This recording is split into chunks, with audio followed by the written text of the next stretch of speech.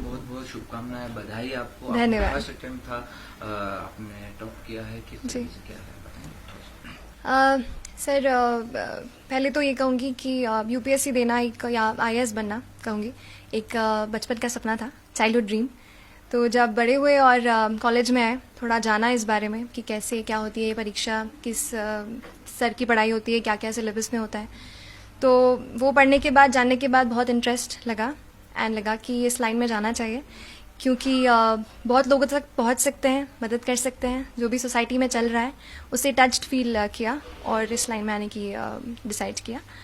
और कैसे, जैसे मैं हूँ अगर उस पर कि कैसे मैं कर पाई, तो I think her rose consistently पढ़ाई करना, 5 से 6 घंटे देना हर रोज़ डिसिप्लिन के साथ, और खुद पे एक भरोसा रखना कि हाँ हम कर सकते हैं और लिस्ट में आ सकते हैं। तो वो भरोसा मेरे ख्याल से बहुत, आई थिंक 50 से 60% वही काम कर जाता है। अभी आपकी महिलाओं में वैसे 5th रैंक पे क्या कुछ होता है? जब मुझे पता चला कि मेरी 5th रैंक आई है, जाहिर सी बात है मैं बहुत ज़्यादा खुश थी। लेकिन जब मुझे ये पता चला कि मैं ऑल इंडिया गर्ल्स टॉपर हूँ, तो मैं थोड़ी सी वो हुई, क्योंकि पिछली बार से देखा जा रहा था फर्स्ट सेकेंड थर्ड रैंक पे हमेशा कोई ना कोई लड़की या महिला रहती है। तो वो मुझे लगा कि थोड़ा और बेटर अगर मेरी रैंक हो पाती तो मैं सारी लड़कियों को रिप्रेजेंट करके फर्स्ट उनके उससे वो आ पाती। उस वजह से थोड़ा सा डिसअपॉइंट हूँ। बाकी ओवरऑल तो काफ़ी खुश हूँ रिजल्ट से। इस सफलता का आप श्रेय किसको देना चाहिए?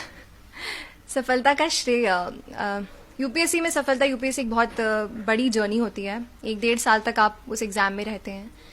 तो बहुत सारे लोग हैं, मेरे मम्मी पापा सबसे पहले, जिन्होंने हमेशा सपोर्ट किया, जो भी प्रॉब्लम्स आई हमेशा मोटिवेट किया। मेरे कुछ खास फ्रेंड्स हैं जिनसे मैं कनेक्टेड रही, और कभी भी दिक्कत होती थी मुझे हमेशा विश्वास दिलाते थे कि मैं कर पाऊंगी।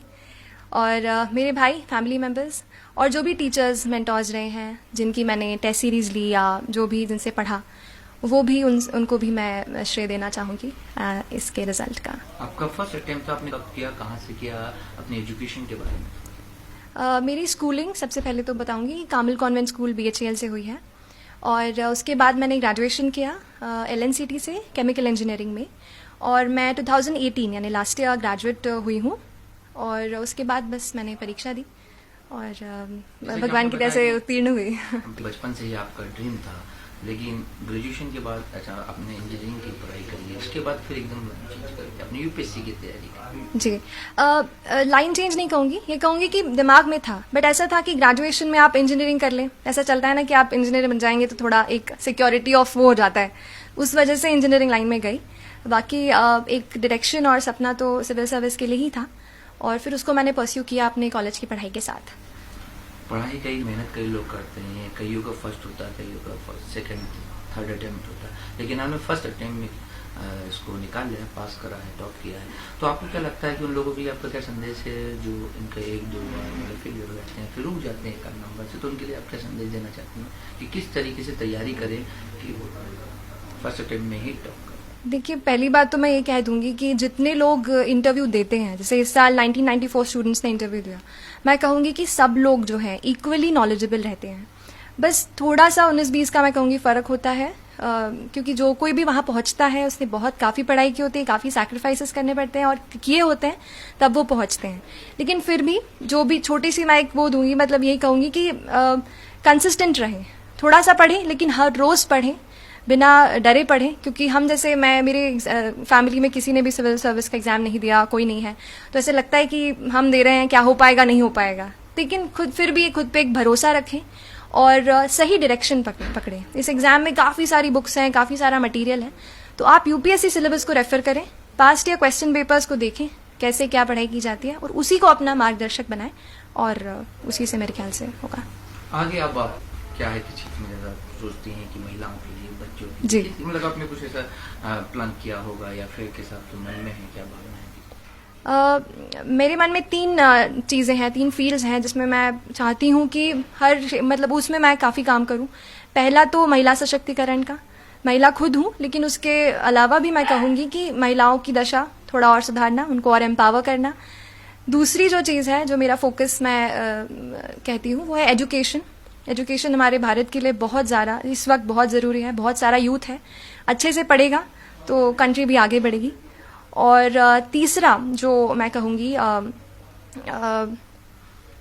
आई थिंक ये दो मेरे दिमाग में अभी आ रहे हैं। कई बार शिकायत करते हैं, हम लोग भी आते हैं, हम लोग को मिलते हैं और अक्सर हम खबर देखते हैं कि बच्चे जो मोबाइल में जो एडिक्ट हो जाते हैं, इसमें गेम में या फिर व्हाट्सएप में, फेसबुक में, सोशल मीडिया पे जी तो जी उसकी जी वजह से जी कहीं ना कहीं पढ़ाई छूट जाती है। तो ऐसे बच्चों के लिए आप क्या संदेश देना चाहेंगे? ये तो बहुत इम्पोर्टेंट सवाल है, एस्पिरेंट्स के लिए भी और जनरल बच्चों के लिए भी।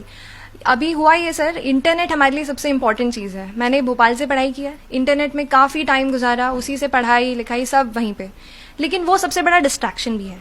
तो हमें ये ध्यान रखना है, पढ़ते हैं तो कोई भी सोशल नेटवर्किंग साइट से दूर रहें, और बच्चे हैं तो गेम्स एंड ऑल से तो दूर ही रहें। थोड़ा बहुत तो चलता है, डेफिनेटली हम रोबोट्स नहीं हैं, ह्यूमन बींग्स हैं, तो एंटरटेनमेंट चाहिए, लेकिन उसके अलावा हम ध्यान रखें कि हमारा जो लक्ष्य हमने डिसाइड किया है, जिसे हम पाना चाहते हैं, उसे उसके लिए निरंतर प्रयास करें। सोशल मीडिया का इस्तेमाल करती थी श्रुति, अगर आपसे हम पूछें कि आपने टॉप किया है तो आप किस तरीके से और कितना वक्त देती थी पढ़ाई के अलावा? सोशल मीडिया साइट पे तो मैं नहीं रही जब मैं पढ़ाई कर रही थी। व्हाट्सएप नहीं था, फेसबुक वगैरह पे नहीं थी ज़्यादा, और बाकी मैंने नहीं ज्वाइन किए थे। तो मेरे लिए मैंने ये बनाया था कि पहला प्रयास है मेरा अंतिम प्रयास है, मुझे इसी में ही निकालना है। वो एक अंदर से था कि नहीं, अगर पहला है तो देना है, तो इसलिए फिर एक मोटिवेशन भी आया और नहीं किया फिर मैंने सोशल नेटवर्किंग साइट। चलिए, पहला भी अंतिम भी सफलता। जी जी, thank you so much, thank you.